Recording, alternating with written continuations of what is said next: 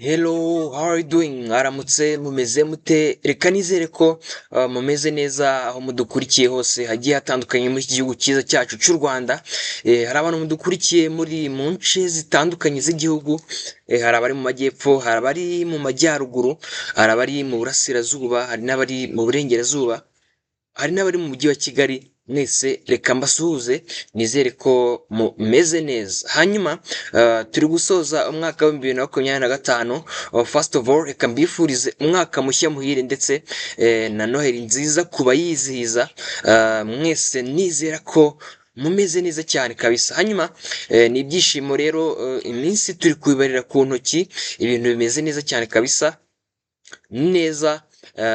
Abantu baba bafite intego nyinshi zitandukanye mu gutangira k'umwaka, cyane ko uba ari umwaka muremure, abantu baba bitezemo gukora ibintu byinshi, niyo mpamvu baba bafite intego nyinshi.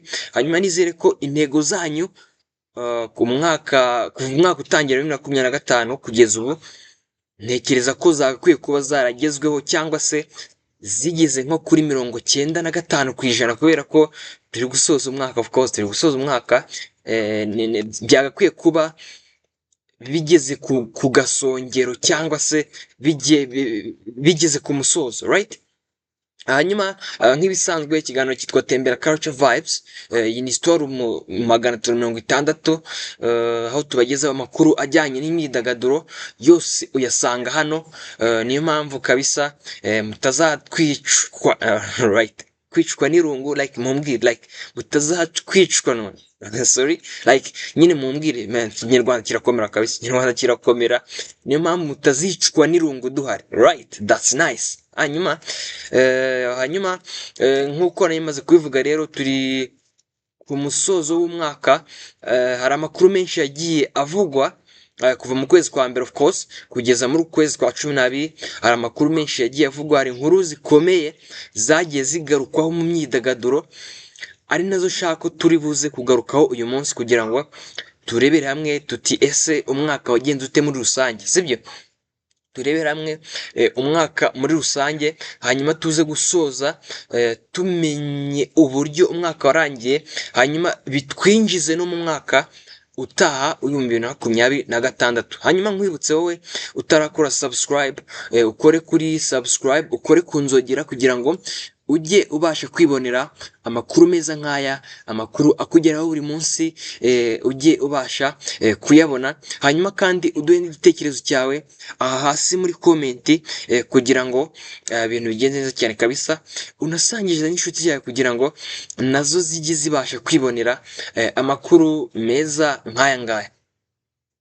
Hanyuma ndagira ngo n'ubundi tuvuge kuri izo nkuru. hari inkuru ziremereye, ndagusaba kutaza gucikwa kubera ko harimo inkuru ziremereye mwagiye mwumva, inkuru za Vestina Dorcas, I mean, gusa ubwo ni bosera, like ubwo ni Vestina gusa yakoze ubukwe, of course. Hanyuma haza kuza n'indi nkuru ivuga ko ashobora kuba agiye gutandukana n'umugabo nubwo bitabaye.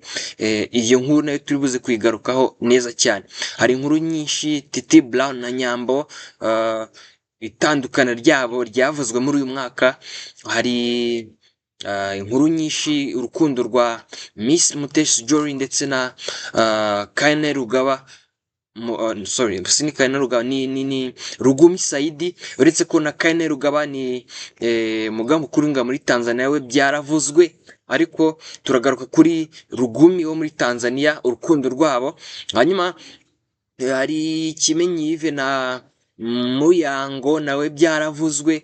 Izo nkuru nazo turazigarukaho neza cyane kabisa. Wowe urasabwa kudacikwa kugira ngo bigende neza cyane kabisa. Icyo usabwa ni ugukora kuri subscribe. hanyuma unyemerere duhere kuri inkuru y'umugabo n'umugore, cyangwa se yaba bombi bakundanaga. yitwa Titi Brown, ni umubyinnyi muramuzi.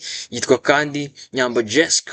umwaka watangiye n'inkuru y'uko Titi Brown na Nyambo bari bamaze imyaka 2 bavugwa mu rukundo, batandukanye burundu.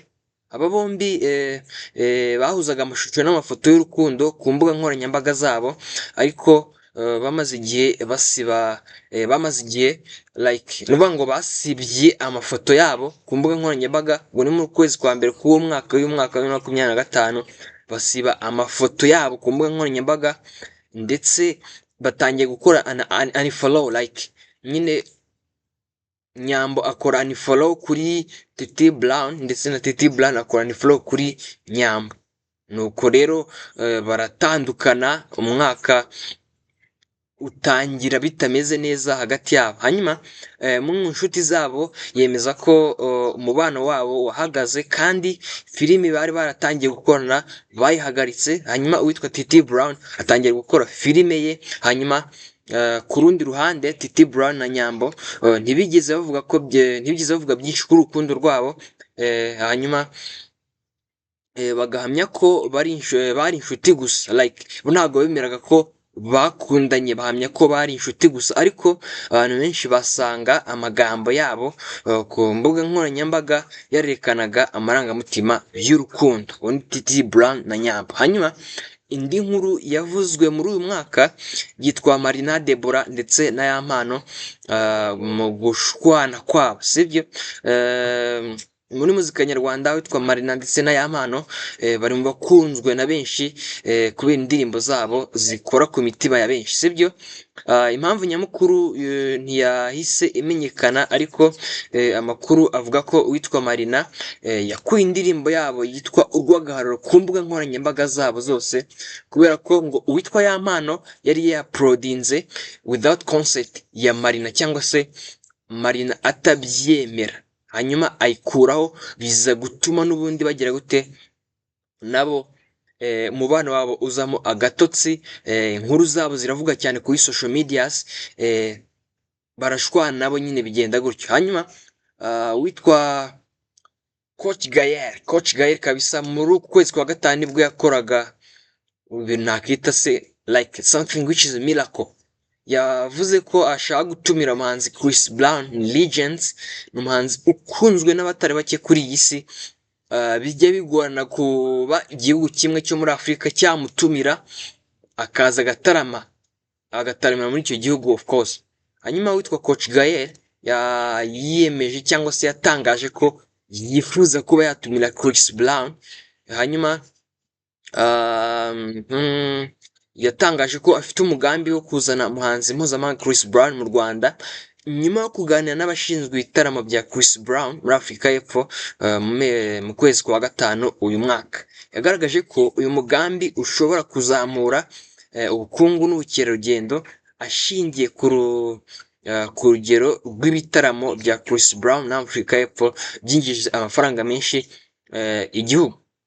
Igitekerezo cyakuriye impaka nyinshi kuri social medias. Abantu baravuga bati ese azemera kuza hano mu Rwanda, cyangwa se barongera bavuga bati ese Coach Gael azabona amafaranga yo kuba yatumira uyu muhanzi Chris Brown yemere kuza mu Rwanda. Ni impaka nyine zabaye nyinshi kuri social medias, abantu bari bibaza byinshi. Ubwo ni nyuma y'uko yari ataramiye muri Afurika y'Epfo. N'ubundi ngira ngo Afurika y'Epfo ni igihugu gikize, abantu benshi bafata nkaho kiri mu bihugu nabyo like kiri ku rwego rumwe n'ibihugu byo mu Burayi, sibyo? Hanyuma ubwo kandi hari nyuma gato y'uko hahwihishijwe cyangwa se havuzwe amakuru y'uko umuhanzi Chris Brown yatumiwe muri Kenya, hanyuma kubera facilities zidahagije akanga kuba yagira gute yajya kuhataramira. Hanyuma nizo cyatumye abantu bavuga bati ese ko ibyo yavugaga ko adashobora kujya gutaramira muri Kenya kubera ko bidahari, ngira ngo sinibuka icyo kintu neza, ariko no mu Rwanda nta gihari. Ngira ngo ni kwa kundi murabizi ukuntu like umuhanzi ajya kuri stage ariko anyuze mu kirere, like izo facilities ngira ngo ntazihari muri BK Arena yacu.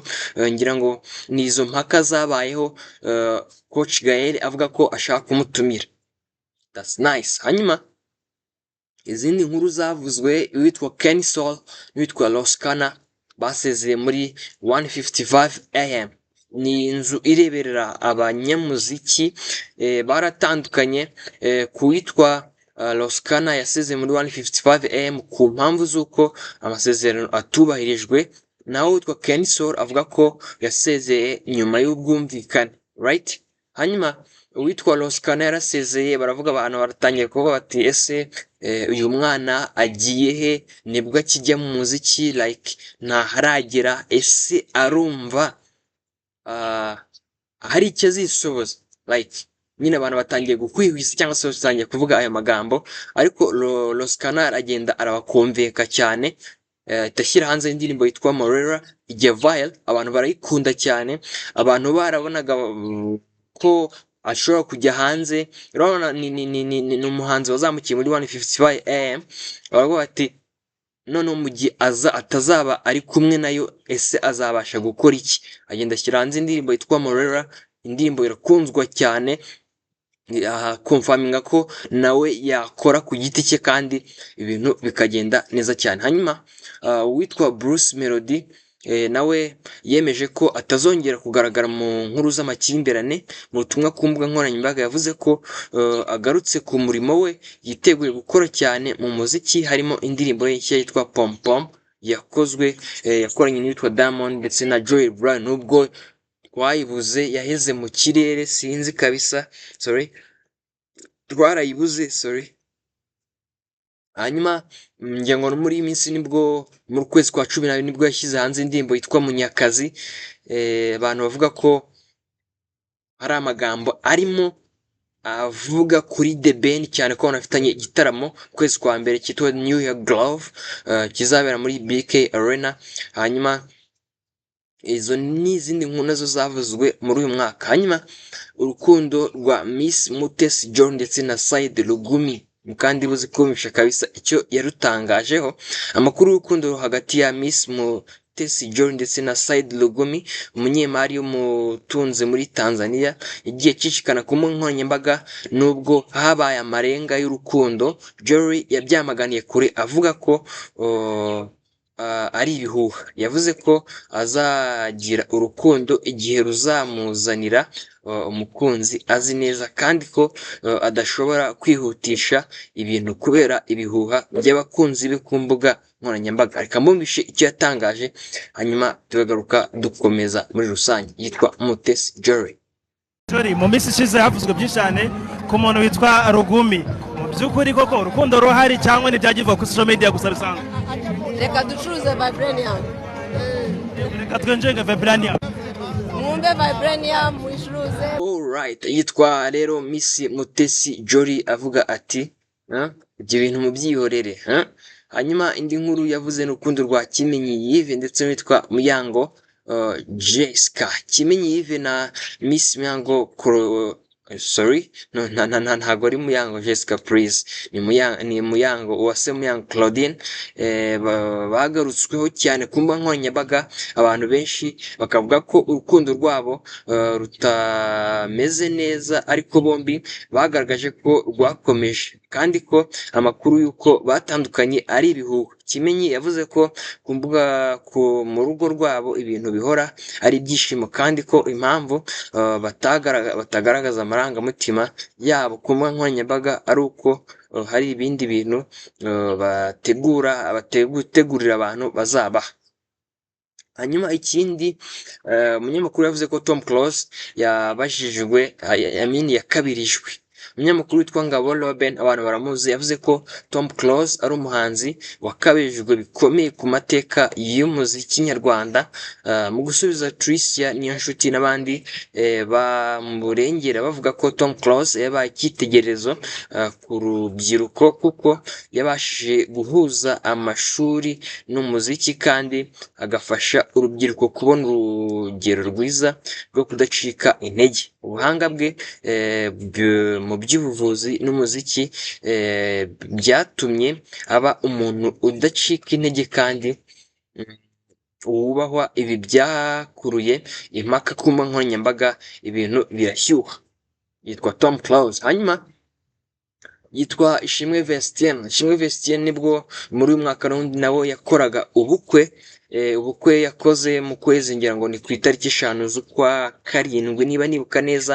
Hanyuma abukora abantu batabyumva cyangwa se batabishyigikiye bamwe, kugeza n'ubwo yanze gusezeranywa mu itorero yasengeragamo rya ADPR, kubera ko abantu batanga impamvu zigiye zitandukanye ntari buze kugarukaho, ariko ubukwe arabukora. Hanyuma mu minsi ishize ngira ngo ni muri uku kwezi kwa 12 niba atari kwa 11, nibwo hacicikanaga ubutumwa ku mbuga nkoranyambaga ngo bwatangajwe na Vestine kuri story ye kuri Instagram, avuga ko atishimye mu rugo cyangwa se atishimiye ubuzima abayemo.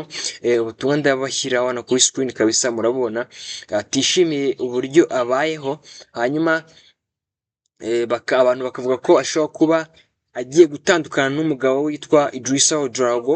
Hanyuma kuwa 18 Ugushyingo 2025, okay right, Ugushyingo Ishimwe Vestine anyujijwe ku mbuga nkoranyambaga ubutumwa. Okay, that's nice. N'ibindi nibyo nari ndi kugarukaho. Hanyuma bigenda uko nguko, ariko ngira ngo amakuru nkurura nuko ubu ngubu bameranye neza, kubera ko nyuma yaho nta kintu Vestine ageze kongera kubitangazaho, ndetse n'umurebera inyungu ndavuga M Irene avuga ko nta byinshi yashobora kubivugaho, kubera ko ari urugo rwe we bahurira mu muziki gusa. Hanyuma indi nkuru yavuzwe yitwa Yampano. Uyu muhanzi Yampano nawe yavuzwe mu nkuru cyane kabisa. Ni inkuru ni amashusho y'urukozasoni yasakajwe ku mbuga nkoranyambaga, bivugwa ko yasakajwe n'uwitwa Ishimwe Patrick uzwi nka Pazoman. Hanyuma aya mashusho nayo yavugishije benshi ku mbuga nkoranyambaga, abantu benshi bajya mu nkiko kubera yo. Ngira ngo n'uyu munsi dosiye cyangwa se case iracyakomeje. Hari bamwe bafunzwe, hari uwitwa don't remember Nesta ni Kejon warekuwe. Hanyuma abandi barimo ba Jihad, barimo ba Patrick barafunzwe. Hanyuma ni izindi nkuru nazo zavuzwe kuri Yampano kabisa. Uyu mwaka yagiye viral cyane. Hanyuma ziravugwa like nyine abantu murabizi cyane kabisa ko byari bimeze. Hanyuma uyu mwaka kandi nibwo witwa Chris Easy yabuze umubyeyi, tumwifuriza iruhuko ridashira kabisa. Uyu mwaka kandi wabayemo byinshi cyane, byinshi abahanzi barakoze. Twagiye tubona abahanzi bakizamuka nk'uwitwa Diezdola yakoze indirimbo zitandukanye, nk'itwa Ratata, akora yitwa Repete yagiye viral cyane, yakoranye n'uwitwa DJ Benda. Twagiye tubona byinshi kabisa mu myidagaduro. Uyu mwaka imyidagaduro iryoshye. Uwitwa Miss Nishimwe Naomi ya launching igitabo cyise More Than the Crown cyangwa se ibirenze ikamba. Sorry. Twabonye kandi inkuru z'umukobwa cyangwa se mushiki wacu witwa France Mondo yagiye muri Secret Story muri South Africa, akura umukunzi Prince kabisa wa Niger yitwa Mokhtar. Ndetse ni inkuru nyinshi cyane zagiye zitrendinga muri uyu mwaka muri showbiz. Hanyuma ngira ngo natwasoreza kugira ngo bitaza kuba birebire, inkuru z'umwaka tuzagenda tukomeza tuzibagezaho, indirimbo zagiye viral ndetse n'ibindi byinshi twagiye tunyuramo mu myidagaduro muri uyu mwaka. Byose muzagenda mubyumva hano kuri Story 60. Wowe usabwa gukora kuri subscribe niba uri mushya, ugakora kuri notification ugakanda all kugira ngo ujye ubona zose, kugira ngo byose bigende neza cyane kabisa. Hanyuma nitwa Shema Pacifique, ikiganiro cyitwa Tembera Culture Vibes. Ndabakunda cyane, mukomeze mubane natwe, mbifurize umwaka mushya na Noheli nziza. Ciao.